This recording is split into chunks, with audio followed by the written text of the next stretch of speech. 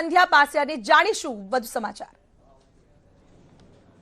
जी ख्याति जो टकावारीनी આપણે વાત કરીએ તો ધીરે ધીરે ટકાવારી વધી ગઈ છે। શરૂઆતના જે 2 કલાક હતા તેમાં 10% જેટલું મતદાન થયું હતું, પરંતુ હવે આ ટકાવારી ધીરે ધીરે વધી રહી છે અને એ આ વોલ દ્વારા પણ આપણે દર્શકોને બતાવવાનો પ્રયત્ન કરીશું 2019 નું આ મહાભારત અને હવે ટકાવારી કેટલે પહોંચી છે તે પણ આપણે બતાવવાનું કરીએ।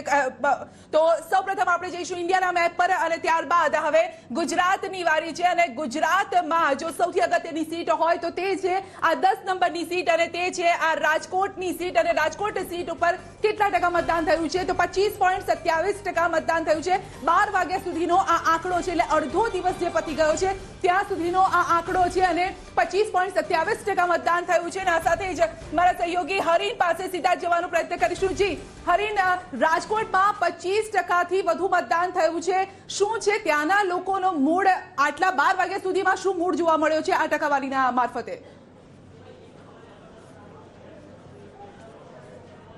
ચોક્કસ સંધ્યા, પહેલા આપના દ્રશ્ય બતાવવા માંગીશ કે જે રીતે અત્યાર સુધીમાં 12 વાગ્યા સુધીમાં 25%થી વધુ 26%ની આસપાસ છે મતદાન થઈ ચૂક્યું છે અને આપ જે રીતે દ્રશ્યોમાં જોઈ શકો છો કે લોકો સવારથી જ જે છે મતદાનનો અધિકાર મતાધિકારનો ઉપયોગ કરવા માટે આવી રહ્યા છે। ક્યાંક ને ક્યાંક વાત કરવામાં આવે તો જે રીતે લોકો આવી રહ્યા છે, મતદાન થઈ રહ્યું છે, આપણે મતદારો સાથે વાત કરવાનો પ્રયત્ન કરીશું। ભાઈ આવી રહ્યા છે, તમે મતદાન કર્યું? હા, કરી લીધું મતદાન।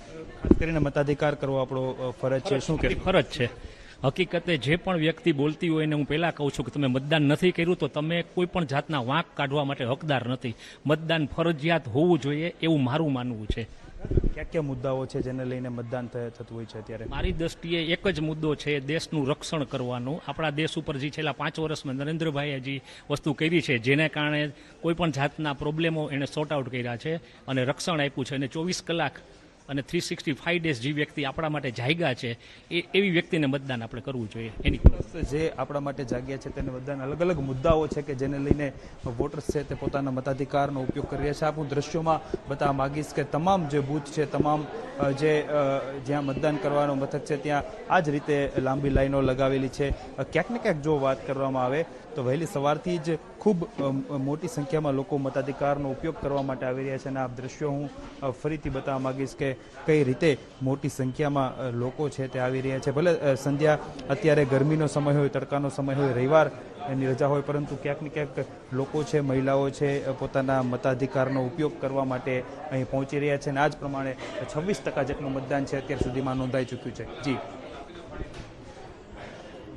બસ એટલે સૌરાષ્ટ્રના જે લોકો છે, રાજકોટના જે લોકો છે તે અતિ ઉત્સાહી પણ અહીંયા જોવા મળી રહ્યા છે। 25%થી વધુ મતદાન 12 વાગ્યા સુધીમાં થયું છે અને એ આ ટકાવારીના માધ્યમથી પણ જોઈ શકાય છે। આ સાથે જ આગળ આપણે સમજવાનો પ્રયત્ન કરીશું કે સુરત એ મિની ઇન્ડિયા પણ કહેવામાં આવે છે, કારણ કે તેમાં ઉત્તર ભારતના લોકો પણ રહે છે, બિહારના લોકો પણ રહે છે અને આ સાથે જો સુરત સીટ પર કેટલા ટકા મતદાન થયું છે તે સમજવાનો પ્રયત્ન કરીએ તો ગુજરાતની આ અતિ મહત્વની સીટ છે અને સાઉથની આ જે સીટ છે, દક્ષિણ ગુજરાતની આ જે સીટ છે તે છે સુરત પર કેટલા ટકા મતદાન થયું છે તે આપણે જણાવી રહીએ તો 23.38% મતદાન થયું છે। 12 વાગ્યા અને 6 મિનિટનો આ સમય અને 23.38% મતદાન થયું છે અને હવે સીધા જ અમારા સહયોગી કીર્તેશ પાસે જઈશું અને કીર્તેશ પાસેથી સમજવાનો પ્રયત્ન કરીશું।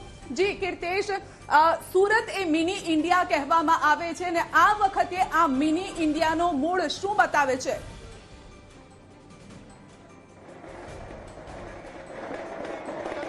આર્થિક પાર્ટી અને સુરતના લોકો કોઈ પણ તહેવારો ધૂમધામથી ઉજવતા હોય છે। હું ખાસ કરીને કહીશ કે જ્યારે લોકશાહીનો પર્વ હોય ત્યારે સુરતના લોકો આ પર્વને કેમ કહી શકાય છે કે સુરતના લોકો આ પર્વને પણ ધૂમધામથી ઉજવી રહ્યા છે। 12 વાગ્યા સુધી વાત કરવામાં તો સુરતમાં 28.38% મતદાન થઈ ચૂક્યું છે। બારડોલી બેઠક ઉપર 28.1%, વલસાડ પર 25%, નવસારીમાં 25% ઓવરઓલ 25% મતદાન થઈ ચૂક્યું છે। જેની ઈન્ડિયાની આગાહી છે તેને લઈને લોકો બહાર નીકળે તેને લઈને સુરતના કોટ વિસ્તારના યુવાનો દ્વારા બેનરો તૈયાર કરવામાં આવ્યા। બેનરો સાથે ખાસ કરીને ઢોલ નગારા સાથે પોતાના વિસ્તારમાંથી નીકળી રહ્યા છે અને લોકોને અપીલ કરી રહ્યા છે કે તમે જાગૃત નાગરિક તરીકે બહાર નીકળો અને મતદાન કરો। એ રીતે લોકશાહીનો પર્વ છે તેને આપણી સાથે આ યુવક મંડળના આગેવાન છે મેહુલભાઈ, શું ઉજવણી કરી રહ્યા છે, કેવી પ્રકારની? આ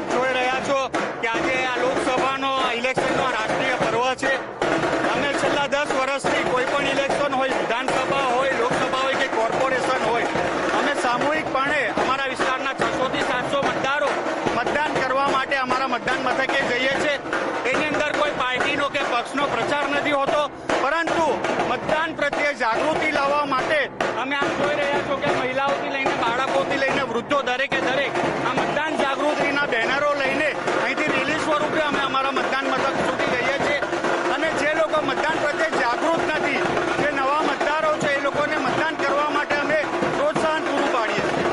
ચોક્કસ તેમની વચ્ચે 25% કરતા વધુ મતદાન એવરેજ થઈ ચૂકી છે, ત્યારે લોકો વધુ બહાર આવે અને મતદાન કરે તેના માટે અલગ અલગ પ્રકારે યુવાનો દ્વારા લોકોને આ રીતે ઢોલ નગારા સાથે કહી શકાય કે મહિલાઓ પણ આ અભિયાનમાં જોડે છે. આપણી સાથે ડોંગીનું માસી છે, આપણે એમની સાથે બી વાત કરવાનો પ્રયાસ કરીશું. બાળકો છે, તમામ લોકોને કહેશે કે ભાઈ બહાર નીકળો, પોતાના મતનો ઉપયોગ કરો અને વિકાસ સાથે જોડાઓ.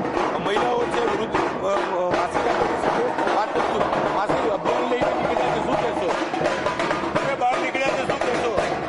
અમે પવિત્ર મતદાન કરવા નીકળ્યા છીએ અને બધા સમૂહમાં છીએ.